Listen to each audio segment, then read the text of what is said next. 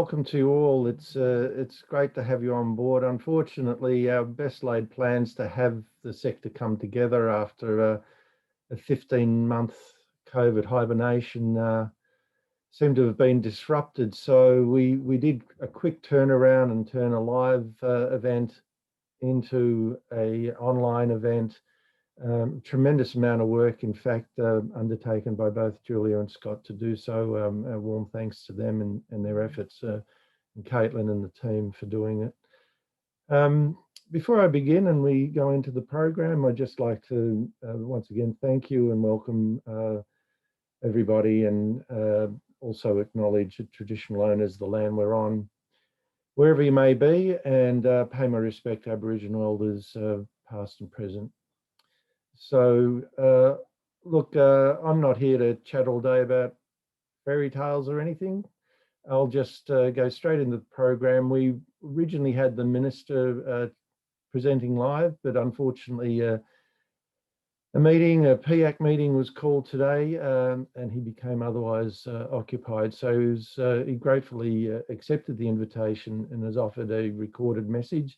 So we'll just run the message before we get into the program proper. Thanks, Julia.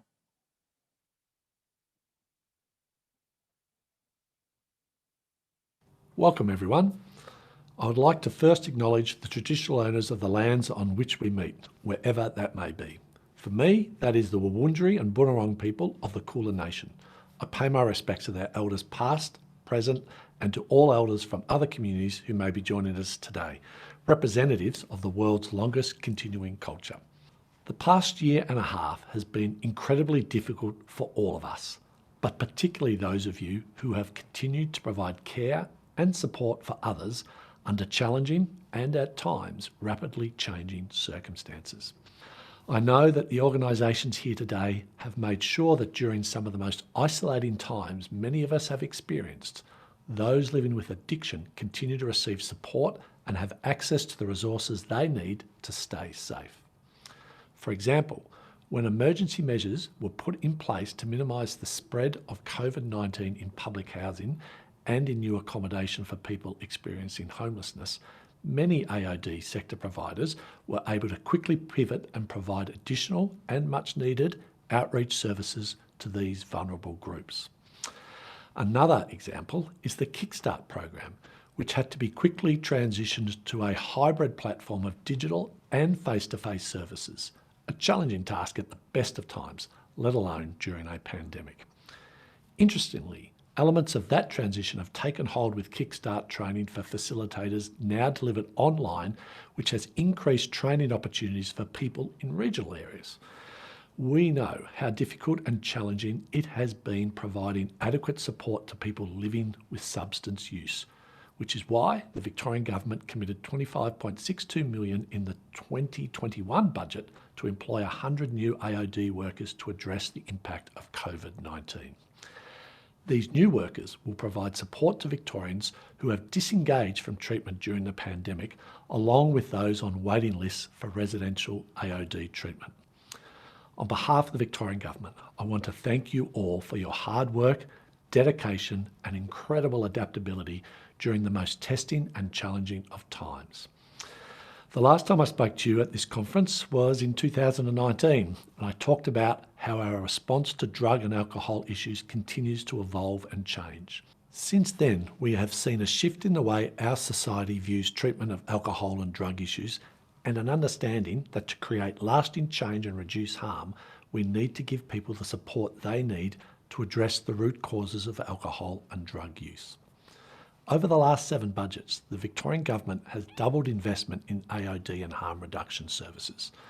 The 21-22 Victorian budget includes $30 million to operationalise and expand residential facilities and a $40.1 million investment into supervised injecting services. And our focus in partnership with the sector remains on giving people the support they need to turn their lives around.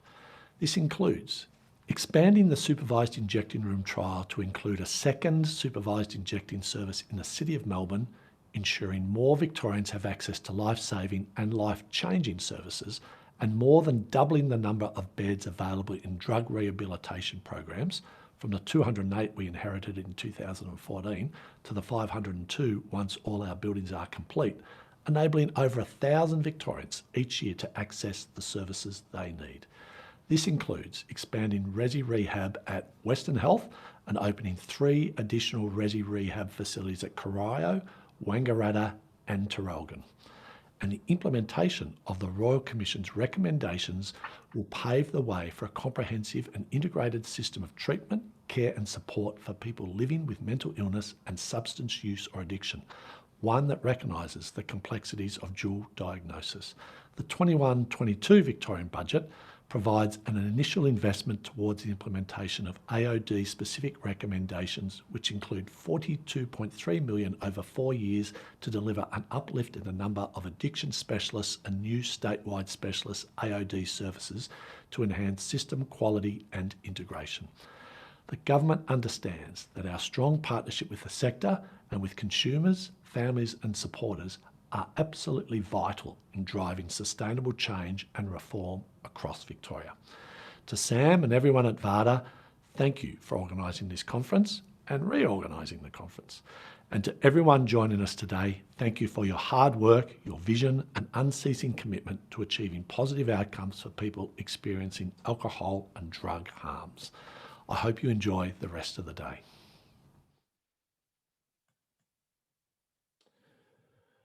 Well, it's great to hear from the Minister in whatever way we can get him to participate. I just need to reflect a little bit of where we were not too many years ago in terms of Resi Rehab and some of the program activity and investment into alcohol and drugs. And there's been a massive leap over recent years, and I think it's incumbent to actually call that out and look and consider many things that have been done. Of course, there's so much more to be done. It's a very complex space, as we all know, and we're grateful for the activity that's going on. But certainly we won't relent in our advocacy to see more done, and we'll continue to pursue this. Now it's my very great pleasure to be introducing Melissa Arduca, who's Director of Workforce Policy and System Integration. I think that's still your title, Melissa. It hasn't changed again, has it? Not today, no. Just about the director for everything in there. So a very warm welcome. And this is starting off the predominant theme for today's session, which is around mental health. And Melissa's going to talk about sector reform, the Royal Commission and the mental health system. Thanks, Melissa. Thanks, Sam. And as I share my screen, and hopefully the technology is going to work for us. There we go. I will start by similarly acknowledging traditional owners of the land from wherever you're joining us here today. And I pay my respects to elders past, present and emerging. And also I'd like to extend a very warm welcome to any of our AOD Aboriginal AOD workers who have dialed in to join us here today as well. And I am kind of here today to touch on the work that is happening here at the department in terms of implementing the recommendations from the Royal Commission into Victoria's mental health system. But before we do start into that, I do think it is similarly important to touch on the issues for the broader AOD sector. Importantly, the Royal Commission themselves did kind of call out that there will still be a role for the standalone AOD services here in Victoria. So I did just want to take a little bit of time at the start to reflect on where we are at with the sector. And I'll quickly go through this, but I similarly share the sentiments that the Minister just talked about around the incredible year that we have had in responding to COVID-19 and just how impressive it has been to see the sector, you know, responding flexibly and bringing those innovative practices to play to ensure that clients could continue to access the services that they need through this very difficult time for all of it. And the Minister touched on both a few really good examples of some of that innovative practice that we saw coming out of the sector, as well as some of the examples we've got there of how the government itself was also able to provide support to the sector to ensure that you had that kind of flexibility and support that you needed to do the work that you do.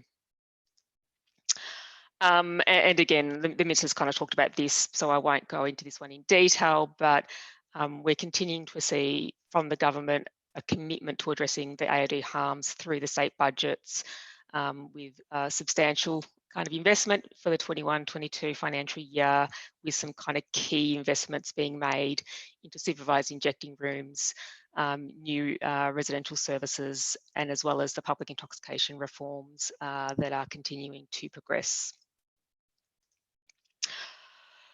What I did kind of want to briefly kind of touch on is getting kind of the sector to think about what are the opportunities for AOD in a post-Royal Commission world, and how we kind of can use the Royal Commission to think about the future vision for what we want to achieve in the broader AOD system.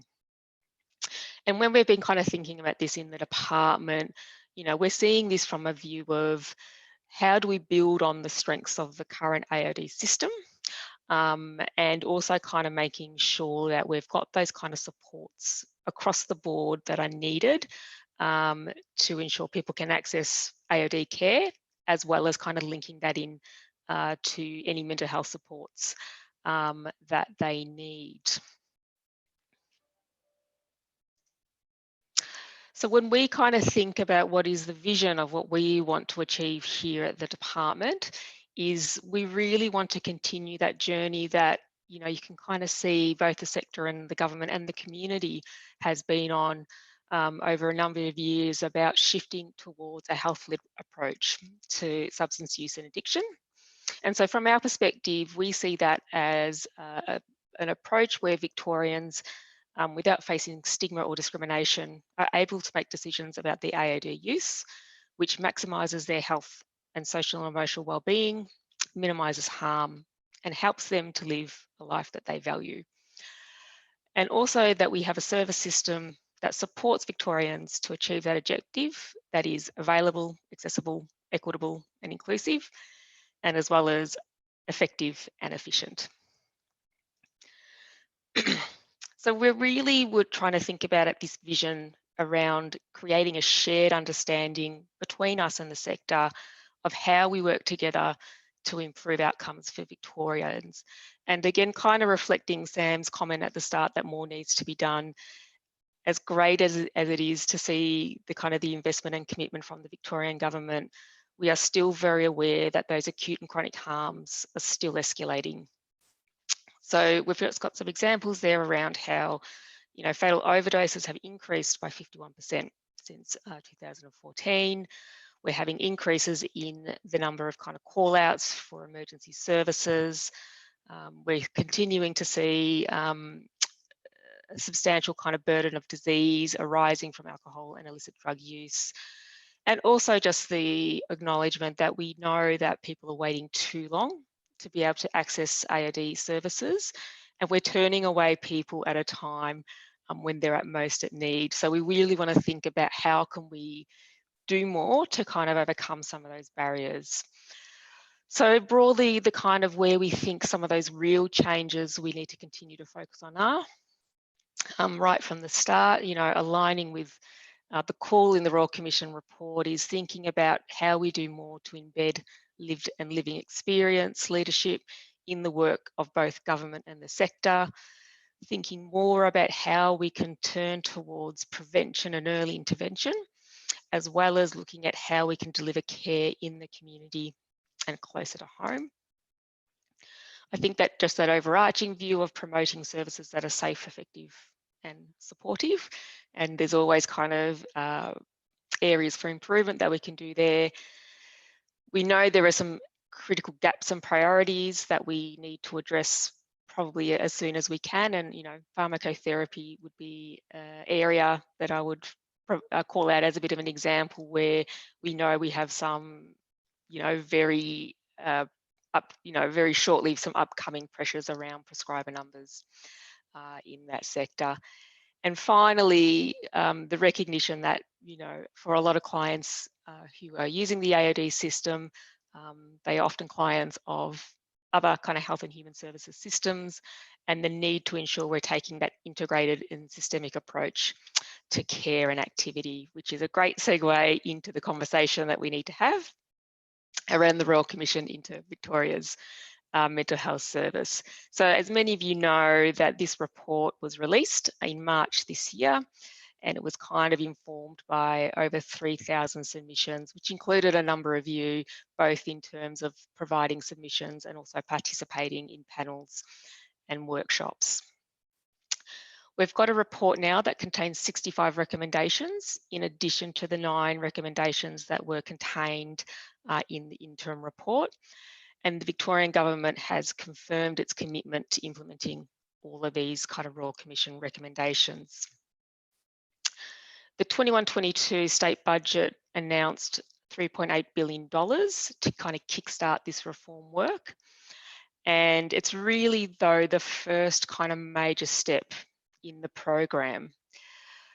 The Royal Commission report sets a timeframe for delivery over 10 years and comprises of 3 waves of reform over the short, medium, long term. So we've got kind of a first budget that kind of provides us with quite a substantial amount of money to get the implementation work kick-started, but we really do see this as a long-term reform agenda to be rolled out over a 10-year period. The Royal kind of Commission undertook quite a broad consultation process when it was coming up with its recommendations. And so it's not really our intention to duplicate this work. We've got kind of the plan that's kind of come out of the Royal Commission. And again, we're committed to implementing that plan. But we do recognise that for a lot of reforms in this report, that further engagement is needed to really understand how we're going to implement some of those recommendations. And so going forward, there'll continue to be a range of opportunities for people, both in the mental health and the AOD sector, to be involved in those kind of engagement activities, including consultation and collaboration, you know, and co-design and co-production. Very broadly, the Royal Commission has recommended a transport system that comprises of 6 levels of care, and I think a lot of you will be familiar with this tiered model that's been established. Again, what I'd probably call out here is what's important is that the final report talks about the development of a mental health and wellbeing system, and that is, it means it's a system for everyone. It's not just a system for those with a diagnosed mental health disorder. This new approach also seeks to call out the problem of people not being sick enough for the mental health system, and making sure that we've got services in place across the continuum of care that people can receive the treatment that they need that is proportionate to their need at a particular point in time. And so I think the critical 2 things to kind of highlight here is that a lot of the focus will be on the establishment of the new local mental health services and the area mental health services. And here we'll see up to 60 new local services and 22 area-based services for adults and older adults, as well as 13 for infants, children and youth. And this kind of system will be established to ensure that people can access timely, comprehensive and coordinated care, and people can kind of scale up and down through that system. In terms of AOD, the Royal Commission kind of made a number of findings, and I think the critical one for us is that the co-occurrence of mental health and AOD should be considered an exception. Sorry, the expectation, not the exception. And I think that is a finding that is, you know, I think I've heard numerous times in my conversations with the sector over the past kind of few years. It kind of noted that although, you know, a lot of hard work and dedication from the AOD sector is kind of observed in supporting our clients, it's still the case that access to treatment is often difficult, poorly integrated, and sometimes denied altogether, particularly in the mental health system. I think the really great thing, though, was the Royal Commission also called out the strengths of the AOD sector, and making sure that as we go forward, we don't lose those strengths. So that is the fact that our sector is consumer focused, really strong kind of peer workforce, and providing those holistic response and those partnership responses to build that kind of integrated care people need.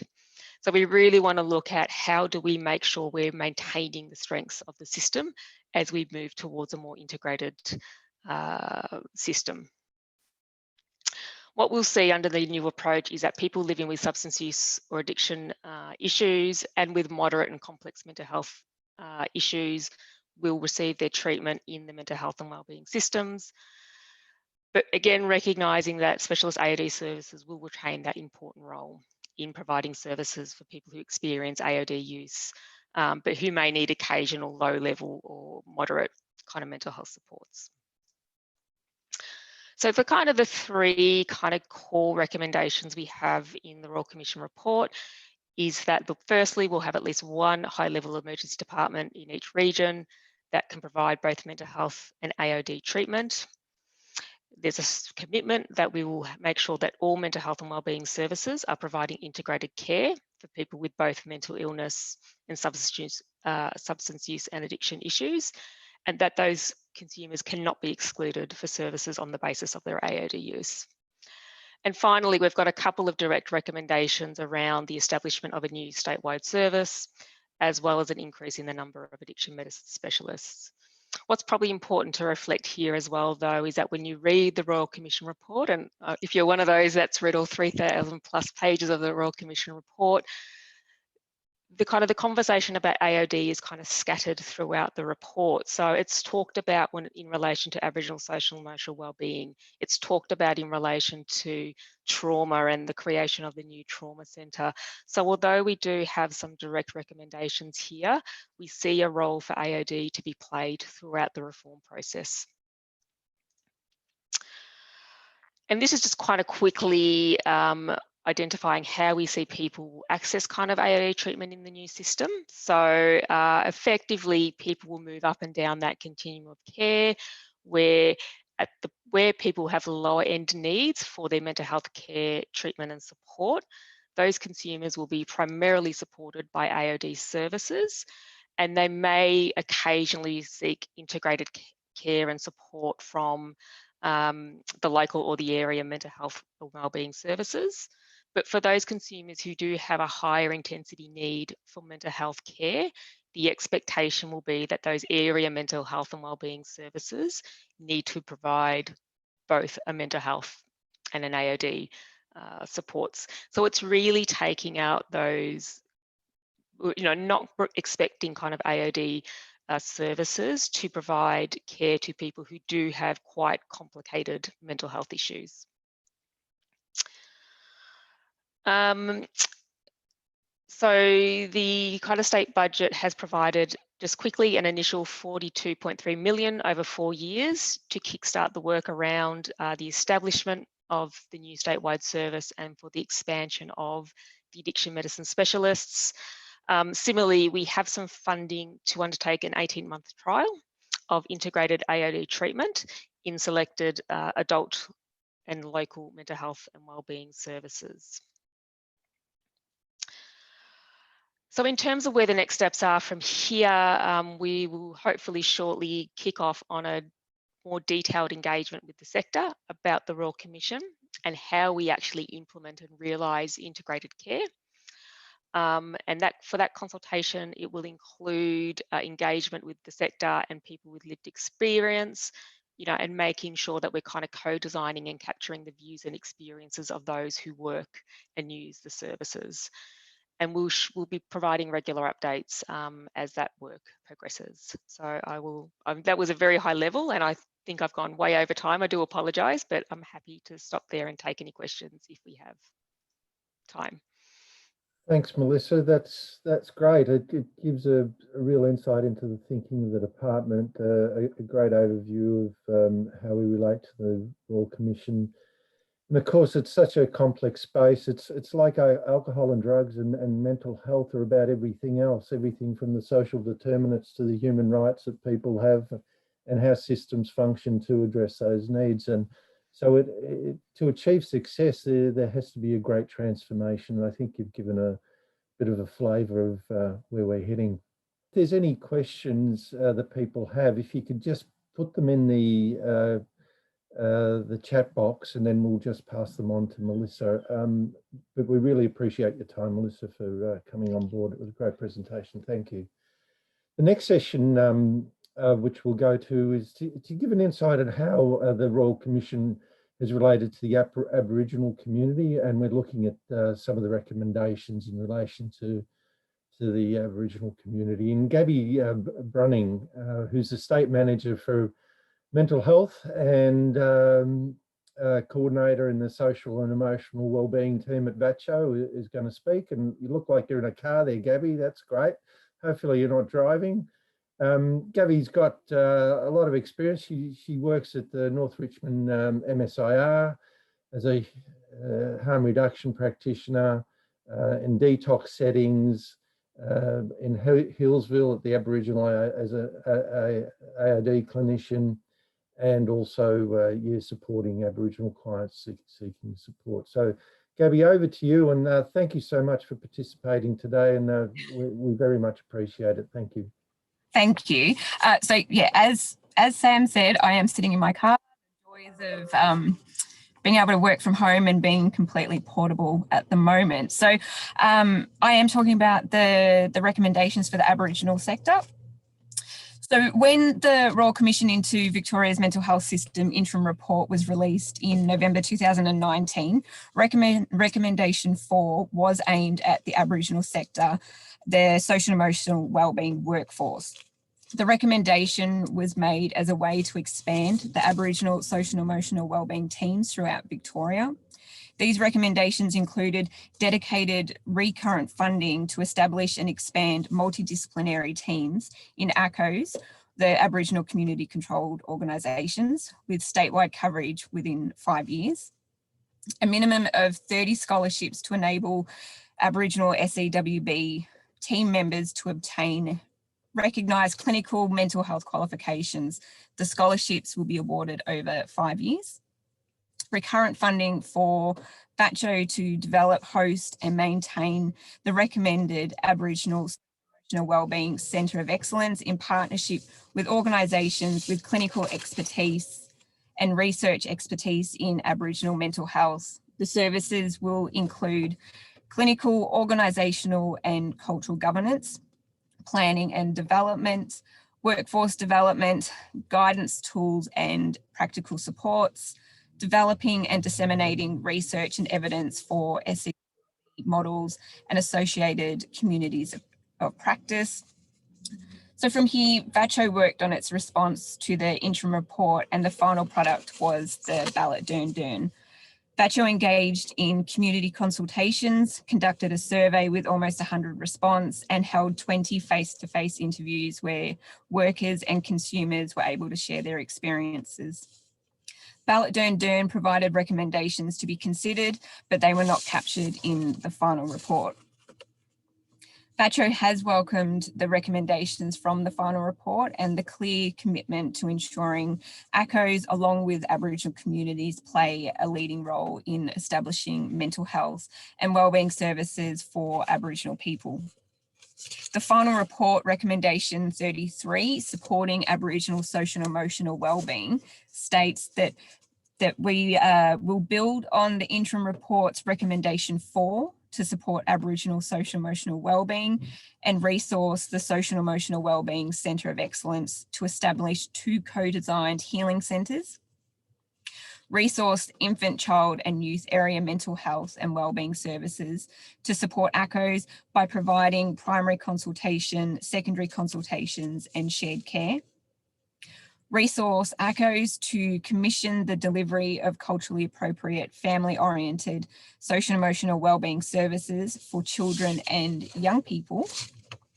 And resource VACCHO in partnership with an infant, child and youth area mental health and wellbeing service to design and establish a culturally appropriate, family-oriented service for infants and children who require intensive social emotional wellbeing supports. aside from recommendation 33, there are further recommendations that will impact Aboriginal community members. The recommendations pave a path forward for mainstream organisations to build relationships with Aboriginal organisations, with cultural safety being a key factor. The Social Emotional Wellbeing Centre of Excellence provides a great opportunity for VACCHO and our members to build a community-controlled mental health system, support social emotional wellbeing teams statewide, plan the rollout of the 2 healing centres, and lead research related to social emotional wellbeing for all Aboriginal people. The recommendations allow VACCHO the opportunity to fix what has been acknowledged as a broken system and build a new system which is fair and equitable for Aboriginal people, and most importantly, culturally safe. Now that's it for me. While we've also partnered with Mental Health Reform Victoria to roll out this work. So we have been working on the scholarship recommendations and the workforce expansion. So we've done a lot of work around that, and we're working on the Social Emotional Wellbeing Centre of Excellence as well. So, stay tuned, and this will all sort of be happening in due course. Thanks, Gaby. Much appreciated. It's an exciting development having that centre established, and really, I think there's a lot to learn from the activity that might occur there, and I'm hoping over time we can actually enter into some sort of arrangement where we might be able to learn how you do things as well, because God knows there's so much emotional, well-being issues across the community, not just in the Indigenous community. So absolutely, and there's a great disconnect between the Aboriginal sector and mainstream, and it's something that we've been working to bridge that gap, really, because essentially, we want the opportunity for mob to be able to access care how and where they feel most comfortable, but if they're not feeling comfortable in mainstream services, then that partnership really needs to work between mainstream and the Aboriginal sector as well. So that it is so important that mob feel safe and culturally safe and heard and not re-traumatized. Yeah, I'm fairly confident a lot will come out of this, and a lot of benefit for everybody. And I think our sector needs to learn from this very much as well. Thank you so much for your time and availability. And if anyone has any questions they'd like to put in the chat, please feel free to do so. We're sort of running on schedule, probably a couple of minutes ahead. I think we might move on to the panel discussion now. There's always a bit of debate about holding panels when we consider them at VAADA. I quite like them. Some of the staff say, we've had them before. I think it provides an opportunity to extract issues out. So hopefully we get to do that in this particular panel. We've got some great guests participating. We've got Nicole Lee, Chris Hynan, and Angus McClelland. As you know, Nicole's CEO of 360 Edge, who've made a great contribution in just a few years of being in the marketplace. And Nicole's had many, many years experience on the ground in our sector. She's a professor at NIDRI at Curtin University, psychologist, worked more than 30 years in the AOD space and mental health sectors as a practitioner. Chris is currently a manager of NEXUS dual diagnosis. He's one of the VDDI warriors out there, the Victorian Dual Diagnosis Initiative. I remember Chris when he was young, in fact, and he's certainly aged the longer he stays in that position. He's chairman of the VDDI, of course, and he's worked extensively with both the AOD and the mental health sector. And of course, Angus McClelland, who I'm getting to know more and more over the recent months, has been a great contributor to the mental health movement in Victoria. in the short time that I've known him, and he's been in the position at Victorian Mental Health.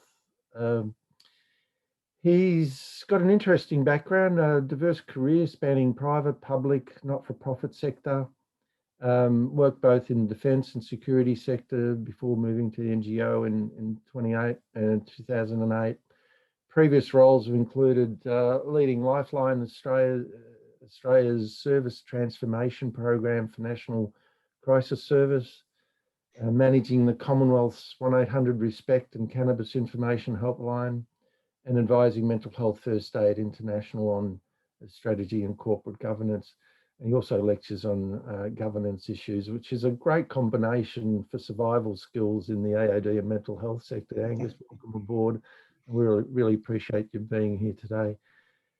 So what I'm going to do, I'm going to set the panel up with some questions. Angus, what do you think's one of the, or some of the centerpieces of the Mental Health Royal Commission reform?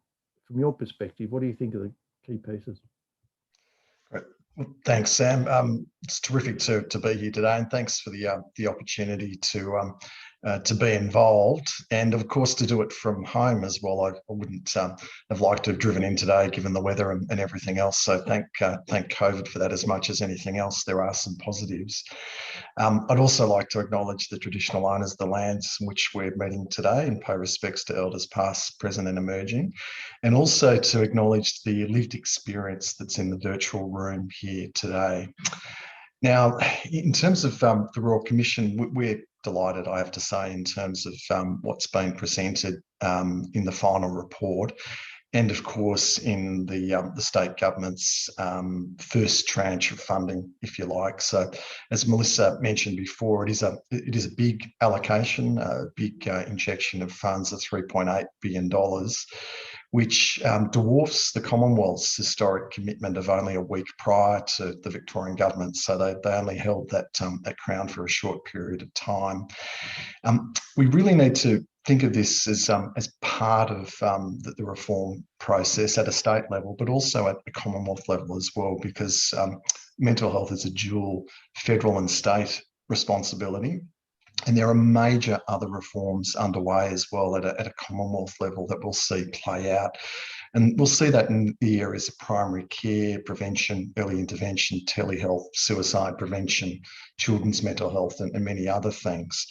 So it is an environment of major reform, and over the next 10 years or so, we'll see some extraordinary changes.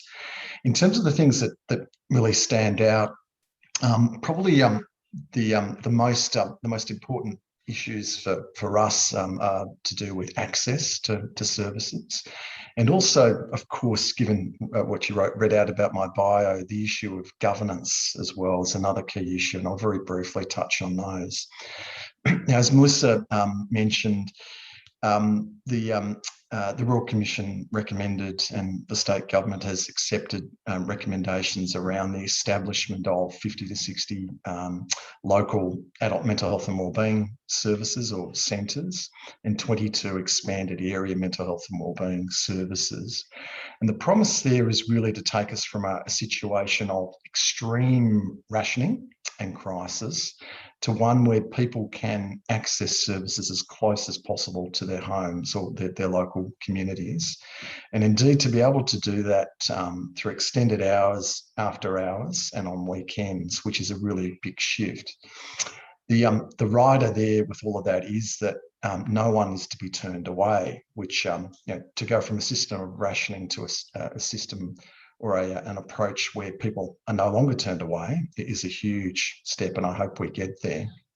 Now, these local services, from a conceptual perspective, are meant to incorporate a broad range of treatment and therapies, integrated care and support, and that includes support for people who are deemed ineligible for the NDIS, and there's a very large number of people who should get those psychosocial or wellbeing services, as they're referred to in the Royal Commission's report. Those services at a local level will also be responsible for education and peer support and self-help, and care planning and coordination, which is a huge gap in the system at the moment. And also services to link in with other parts of the system, so that you're supported through your journey, through treatment and care and what have you. And we can see here that there's considerable convergence with the Commonwealth reform agenda and the state reform agenda, because the Commonwealth is also pursuing this line of reform at a national level, which is great.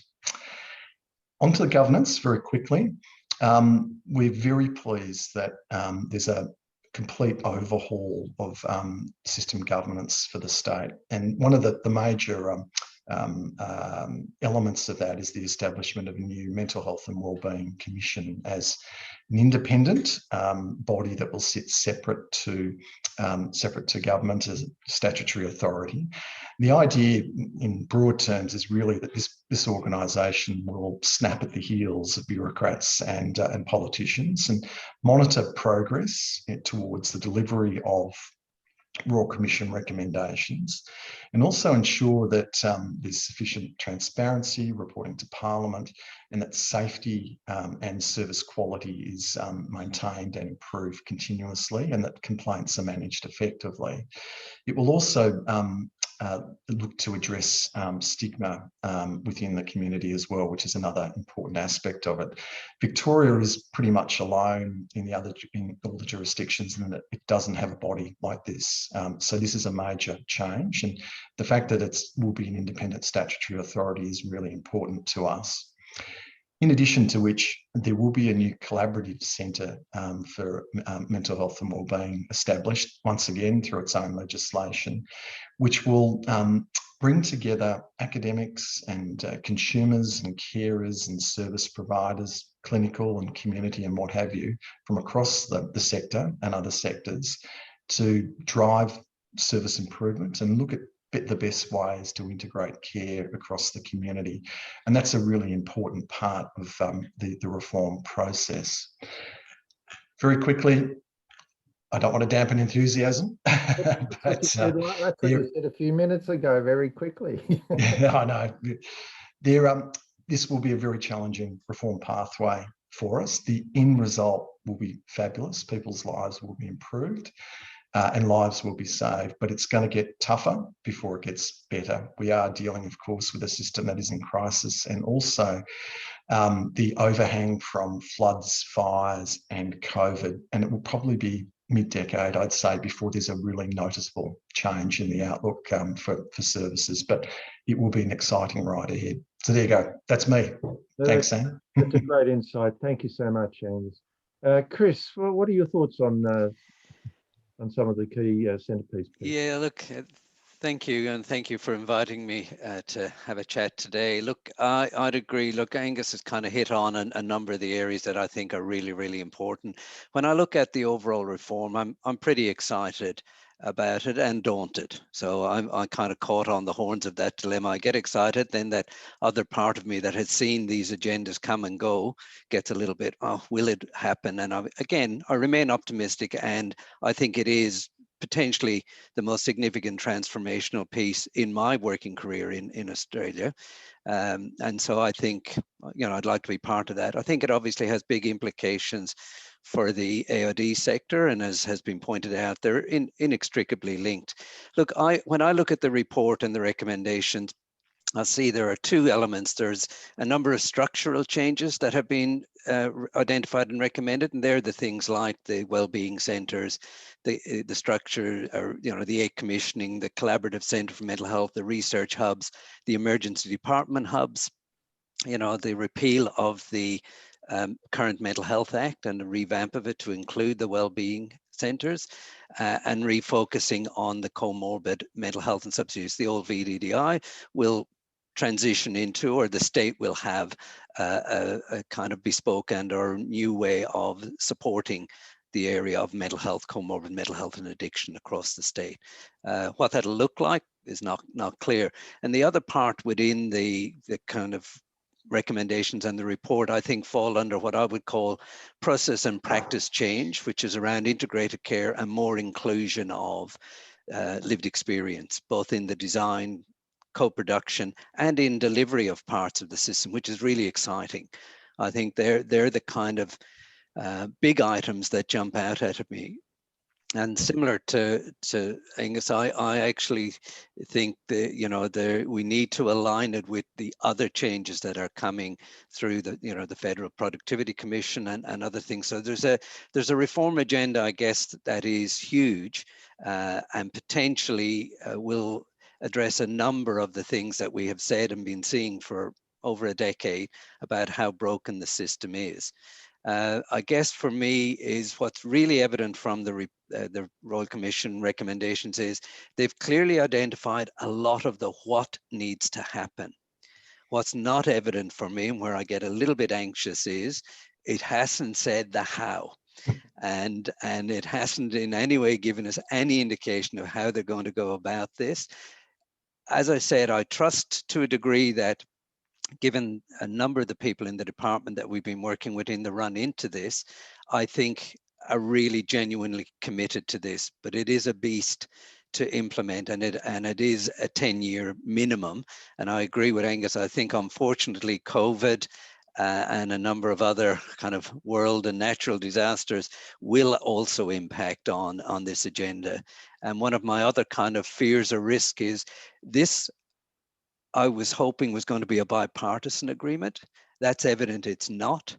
And if we have a change in government in the next little while, that impact also concerns me. I think Royal Commission should be enshrined as, once they're done and they pushed down, it should be a bipartisan agreement enshrined in legislation, not optional. And unfortunately, in our political scheme, both federal and state, we have systems that it's almost like the opposition will push back on what the other changes, the other mob have done before them.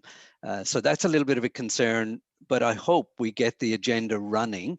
And those key areas of integrated care, not integrated service system. I think we need to be careful and not conflate that the integration highlighted and talked about throughout the kind of recommendations in the Royal Commission are not about integrating the service system.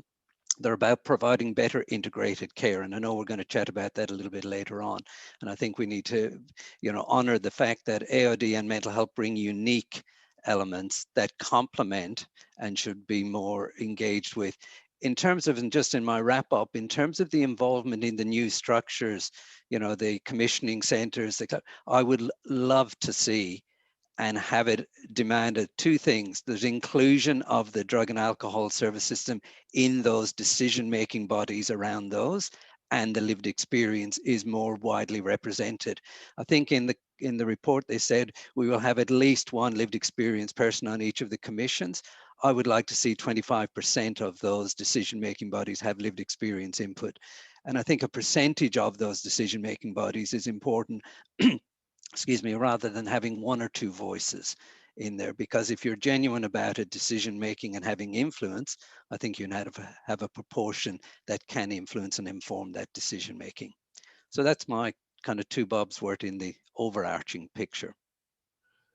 Great. Thanks, Chris. You spoke about the beast. I often refer to it as the bear, and you gently poke and then you get gently squashed. But anyway, Nicole, you've been working around the traps for many years.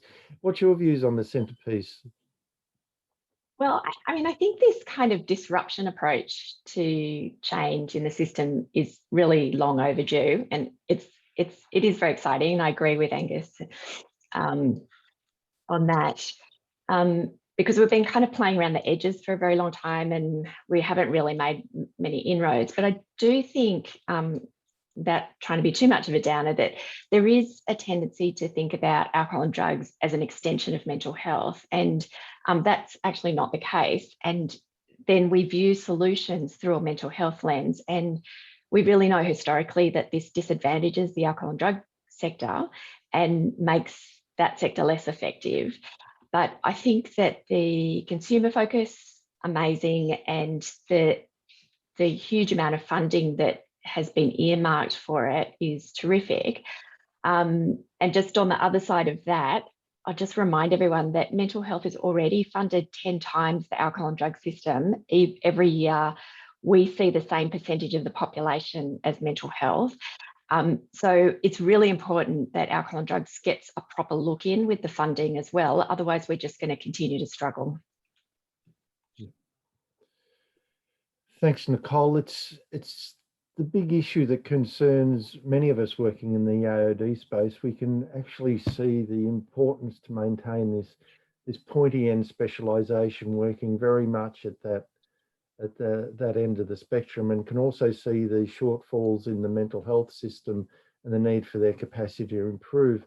But the solutions aren't necessarily that sort of thing, but it's actually sharpening up both systems. But I'm going to explore this issue of integration later on. I've got a series of questions I want to get through to start off with.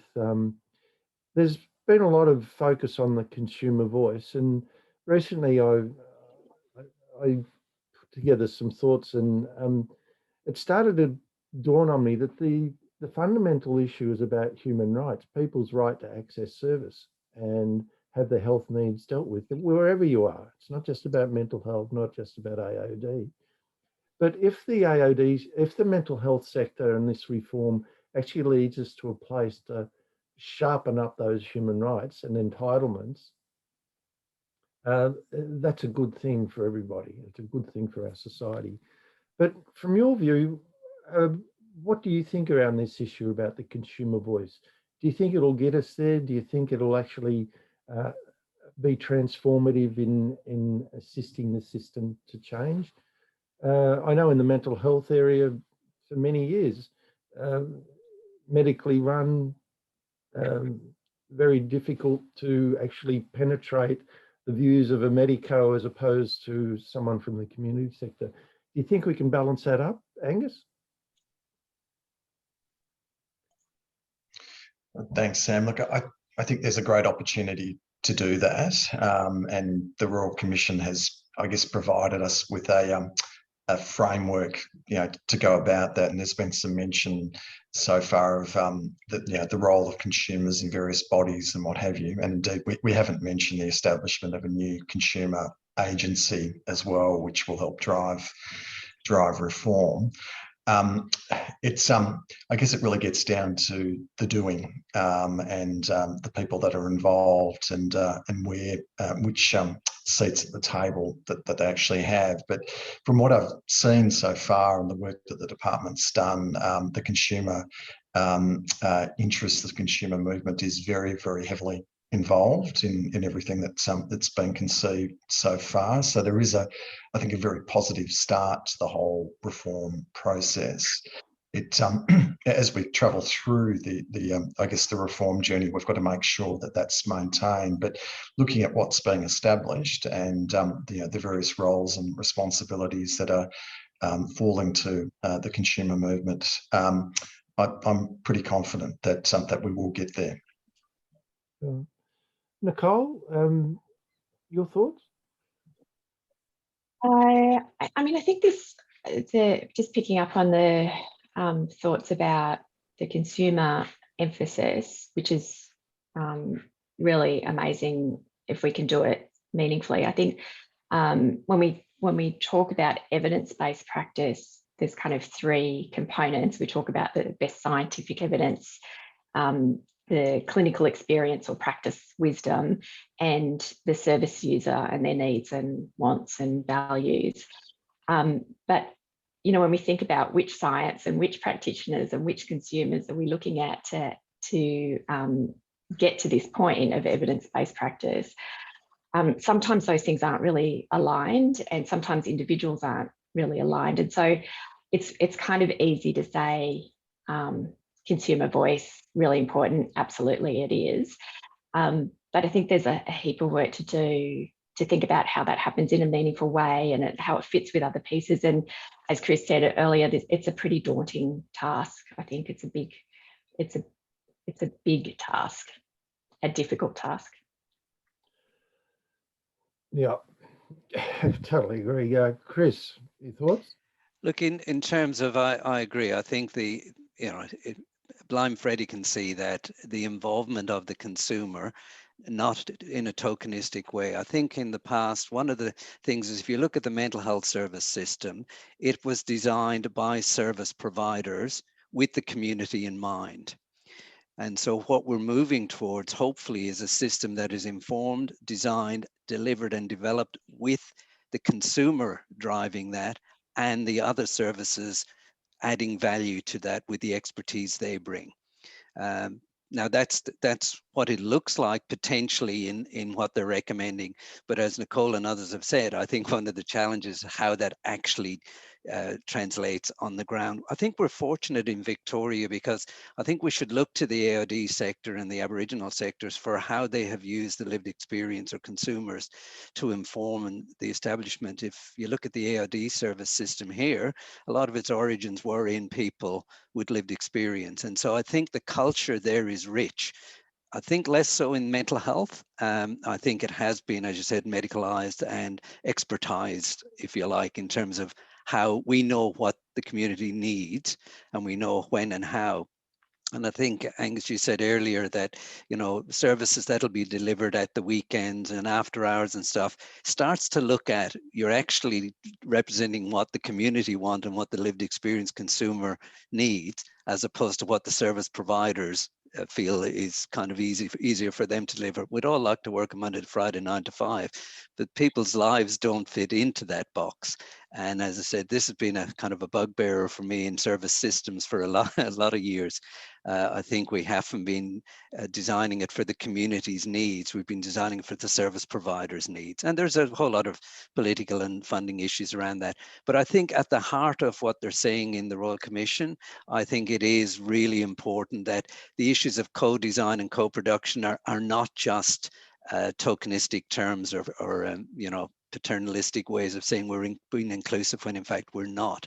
I think there's been an enormous amount of work done by people like Tandem, Vimiac, Shark, VAADA, Mental Health Vic and others, and Harm Reduction Victoria have really made, I think, significant contributions prior to us getting this recommendation from the Commission. So I think Victoria is better positioned than we ever have been, but still enormous risks in this, because the one thing that hasn't again been addressed is the power differential between the existing service system and how and where cares will. So, and I'm not going to get into a philosophical argument today on that, but I think the reality is the current power brokers within the existing mental health service system will be reluctant to actually, shall we say, give up some of that. And that's going to be, and again, that gets down to how we do this process and stage-wise and over the next 10 years, because it is a beast of a thing. We're changing culture. We're not just making structural changes, and cultural change takes time, and it needs to be done respectfully of the existing services and where we want to see the service system go. And I think carers and consumers can and should inform that. So, thank you. Thanks, Chris. Well, for my 2 bobs worth, it just makes logical sense. In the business world, they use the consumer voice and input to actually modify their systems and their products to meet the consumer demands. And I think service systems should reflect consumer needs as well. And this is a really important part about quality improvement, delivery of relevant services, the type of professional input that you get. So I think it's going to be critically important, and the benefits of it are, as I said before, I think both in terms of relevancy of services and in human rights, accessibility to what you need. It could be really exciting. Look, this question sort of goes over some of the turf we've covered already. But the broader impact of mental health reforms on the AOD system. From your crystal ball, what do you think some of the changes might end up being on the AOD system in the medium to long-term future? I'm going to start with you, Nicole. Do you have a view on this? It's hard to tell. It's not that clear from the many hundreds or thousands of pages of this report, how that's actually going to happen. My one concern is still that this report still looks at alcohol and drugs through a mental health lens. But what I hope is that the alcohol and drug sector will be given autonomy to decide what those reforms look like in the alcohol and drug sector. And all of the noises so far seem to be in that direction. But just considering it was a mental health Royal Commission, not an alcohol and drugs and mental health Royal Commission. So yeah, I'm not really sure. It's really hard to say because there isn't really much detail about the how. It's just documenting the problems, really. But I did really like that focus on and a general growing focus on social and emotional well-being. And you know, Aboriginal Health does this really well already, still maintaining their specialisation in Aboriginal health, but looking at the whole person. And I think if that is what comes out of it in both sectors, that would be a really good outcome. Yeah, it's a crystal ball question indeed. Thanks. Chris, your view, mental health reforms impact on AOD system? Look, I think there's again lack of detail. I agree with Nicole. I think it is a little bit of guesswork, but I guess the intent of, and listening to Melissa Arduca's presentation this morning, the intent is there for a lot more collaboration. And as Angus mentioned, that collaboration needs to be informed by governance structures. So the hopeful part of me says that's what we'll get out of this. We'll get clearer governance structures about how the sectors collaborate and acknowledge and recognize both the difference and the commonality. So I agree with Nicole's comment earlier. The AOD sector is looked at often through the mental health lens, and very much so in this report, which doesn't really capture the nuance of what the AOD sector brings.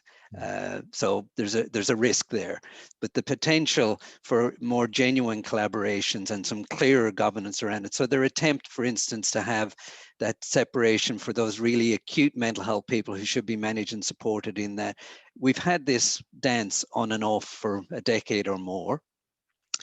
Maybe this time with the imprimatur given by a Royal Commission, we may be able to crack that thorny nut open and actually do something useful. So for the AOD sector, I think there's some risk that, as you said, Nicole earlier said, there's a potential to get left behind a little bit. There's issues of pay parity and bleed from the AOD sector into the mental health sector, because the workforce issue is going to be enormous in the next decade. And the potential, because the skill set and the skills in the AOD sector are enormously valuable to people who would have mental health and substance use. And because the pay parity discrepancies, there's a potential. So that's one of the risks I see in the reform as we go forward.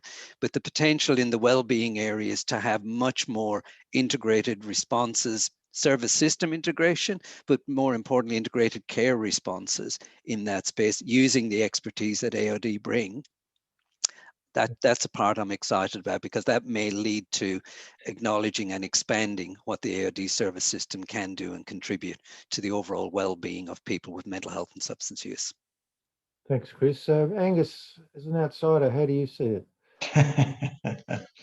I've often referred to mental health as the poor cousin of the health sector, but now I realise, hearing what we've spoken about today, that you guys are the poor cousin as well.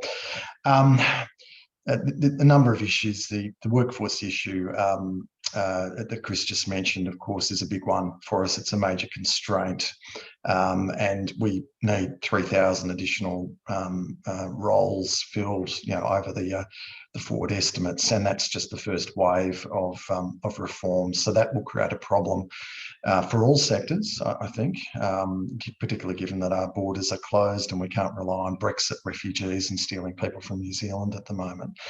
But in terms of AOD, I think the Royal Commission and the work on reform that will happen presents us with an opportunity to really press the case for additional reform and investment in the AOD sector, because it's going to be very clear to everyone that more needs to go into the AOD sector. So you will have a lot of allies, I think, to help wave the flag and press the case for that. And that opportunity will come, of course, through peak bodies like ours and yours, but also in the work that's done in the design of all of these new systems and through participation in regional boards and all of those sort of things. So I see that an opportunity will be created out of all of this as much as anything else. Great. Thank you. Look, the last question, I'm going to conflate two issues around integration together into one. And I'm going to start with Nicole. Nicole, in your 360 Edge report, excellent report, by the way, exploring the place of alcohol and drug services in a successful mental health system, you say that integrating alcohol and other drug services with mental health services is a linear solution to a complex problem of addressing comorbidity. So, you know, it's about the complexity. So where do we sit with this sort of wicked problem of comorbid AOD, mental health, and the issue of integration? And how integrated should we be? That's a quick, we've got like 2 minutes to talk about this, so I'll be really quick. But I think that the first thing is that a joined up system doesn't mean systems integration, but it's not the same thing. And actually, I think we should stop talking about integration altogether, because the problem is that at least up until now, when mental health hear integration, they think subsume, we're going to bring alcohol and drugs into mental health because it's a mental health condition. When alcohol and drugs hears integration, they think holistic care. And so we're coming at it from two different angles. So when we start subsuming alcohol and drugs into mental health at any level, funding, service or treatment level, it usually is really good for mental health, but it's not so good for alcohol and drugs. The two systems are so different from each other. And I think there's a fundamental theoretical misstep that people think that alcohol and drugs is necessarily a mental health problem, and it's not. It can span into a mental health issue, but the bulk of it is, we wouldn't call it a mental health condition. So although there's a high level of comorbidity in both areas, the comorbidity isn't just one thing. It's not this blunt kind of everybody's got the same comorbidity. And in mental health, we see mostly severe schizophrenia, bipolar disorder, acute suicidal thinking, with a range of alcohol and drug problems, mostly mild to moderate. But if you look from the alcohol and drug side, most of the mental health problems are mild to moderate anxiety and depression and more severe alcohol and drug issues. So these mental health problems that alcohol and drug practitioners are dealing with, they're more normally seen in the primary care system if they're just single issues, or in the private sector. So actually, if we were going to integrate with anyone, it would actually be the primary care system would make much more sense for alcohol and drugs. But for mental health, it makes a lot of sense for them to want improved alcohol and drug capacity. The problem is with integration, this term of integration, there's like hundreds of definitions of it. No one can agree for a start. And there's virtually no evidence that integration improves either client outcomes or saves money. And it's never worked anywhere in the last 30 or 40 years. And there is a lot of evidence, on the other hand, that alcohol and drug loses funding, it loses positions, and it loses expertise when it's subsumed into mental health, into the mental health sector. So we have to be really careful with this idea of integration. We need to be clear on what we're both talking about, what everyone's talking about, and everyone will have a different idea about what it means. So I'm usually a really optimistic person, but today I'm very cautious about this report and the ideas in the report for the alcohol and drug sector. I think we just need to take a lot of care, and it's really now time for us to be very loud in our advocacy for the alcohol and drug sector. All right, thank you so much, Nicole. Angus, your view? I'll just agree with what Nicole said, and advocacy is the key. And harking back to what you said, Sam, earlier on about the role of the customer or the consumer, and that with business, if we take a customer experience approach to things, I think we'll be on the right path rather than sort of grappling with this issue of integration and everything else. But we've got a great opportunity to try to make it work for the consumer, and with additional advocacy and effort all around and support, I think we can get there. I'll be more optimistic, but then I'm coming from the mental health sector, that's the focus of attention at the moment. All right, there's a bit of a side conversation going on in the chat. Thanks, Angus. Chris? Just very quickly, I'd agree with Nicole in the sense the term integration has become a confused term to use, and therefore the Royal Commission didn't do us any great help by not providing any clarity around that. In fact, they put in multiple options, and I think it further confounded and confused. But as I said earlier, I don't think we should conflate the integrated discussion with integration of the service systems. I think we're talking about the same thing, holistic care to a person who presents with comorbid, irrespective of where they present. That's the part that I'd suggest we focus on. So whether you rock into a specialist mental health service, a specialist drug and alcohol service, or a primary health setting, can we get people to provide a genuine, holistic, integrated response to their needs around their mental health and substance use? And if we can't, can we work with that other part of the service system that can help us do that, or take the person to where they need their care? And we're fortunate in the sense of one of the things that is spinning out of that is a pilot with the CCIC, the continuous comprehensive continuous integrated care model. So there is a model, at least one model, but there are multiple other examples and experiences of providing the term integrated care, holistic care, whatever you want to call it, where the individual can access easily and have their needs met and are supported, validated, and responded to around both the complexity they present with, which may be substance use, mental health, housing, but our services have become so specialized. I'll deal with this. And it's very much in the medical model of the healthcare system, the speciality rather than seeing the whole person, and that all of these things interact within that individual. So I agree, it's confusing, the integration thing, but I think keeping the sectors collaborative and working together, but not necessarily being integrated in the sense of collapsing them too. And I agree, it is a fear that a lot of the AOD service system experience when they hear these terms being bandied around. And unfortunately, in the report in the commission, there were a few of, shall we say, big batters out there, well-known people, said, oh yeah, just simpler, pull the two services together. Oversimplification, I totally agree with Nicole. That is not the way to go. The co-location, I think, is a nice idea, but I don't think it works, because I think just by putting two services together doesn't automatically provide integrated care. But the governance that Angus mentioned earlier, having really good, clear governance structures and processes around where you do that, can make that work better. Thanks, Chris. I really appreciate the involvement of Chris, Angus, and Nicole.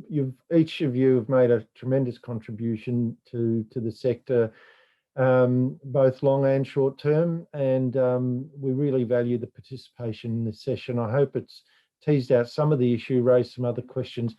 This issue, this last question, may be something we explore further down the track. Thank you so much. We really appreciate it.